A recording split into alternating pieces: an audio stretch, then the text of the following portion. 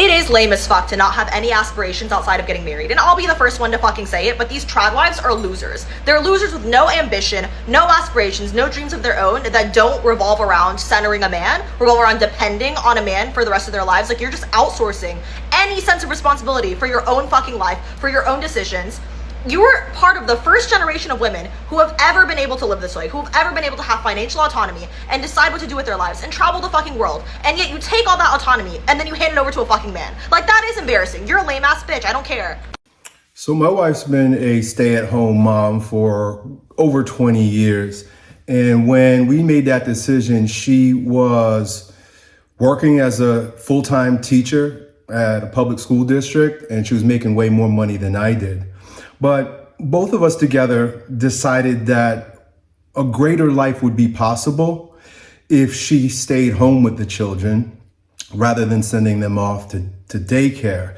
I wasn't making as much money, so it wasn't like she was trying to cash in.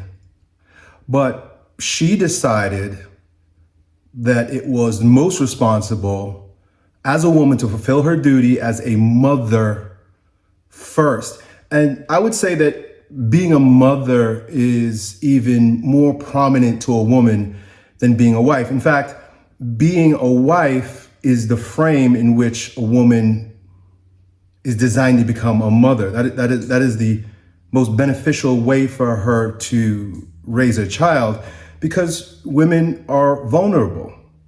When a woman doesn't have a husband or doesn't have the federal government to pretend that it's their husband, then they're basically left out on their own. And for many generations, that would be the case. If a woman was alone with a child, she would be destitute. There was no government to take care of her. Maybe the church would step in and support her. But for this young lady to say that to be a mom or to be a stay-at-home mom, or what she refers to as a trad wife, is a loser, actually is the most anti-feminine thing, the most anti-feminine sentiment that has been born and bred in our culture and shoved down women's throats, so much so that they believe that their very value, based on their biological function, makes them a loser for wanting to fulfill that in the greatest way possible. This is the same kind of girl who on TikTok, she'll treat it like it's a profession. She's going to give all her heart and soul to this Chinese platform. She's going to give her heart and soul to a job and take orders from a man so that she could do what? Be free and independent. Well, we've seen where that ends up. Not too long ago, there was an article that came out based on an interview from the woman who produced Sex and the City. And the entire show was about how these women went out and they had high power careers and they remained promiscuous throughout their 20s, 30s, 40s. Well, this author, the author of this propaganda, came out around age 55 and admitted that maybe she made a mistake because chasing all the world's trappings, behaving like a man in the marketplace, never really fulfilled. Being a man in the marketplace doesn't even actually fulfill men.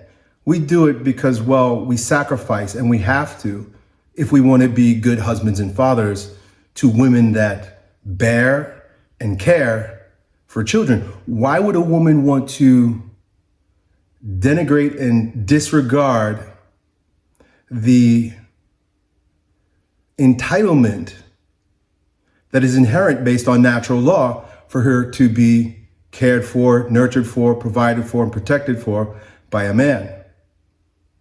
When women take on the masculine role, they discover that it falls very short of their expectations.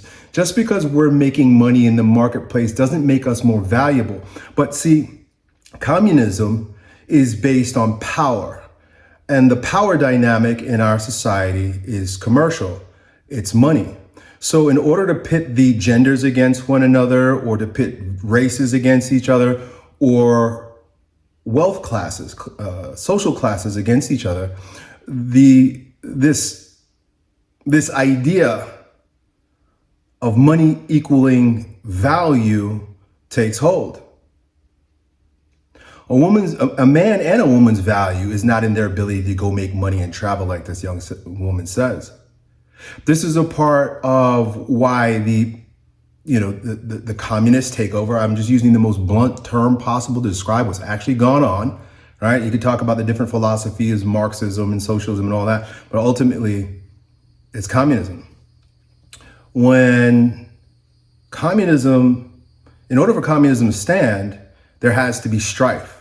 And in order for there to be strife, there has to be this perceived gap between power dynamics.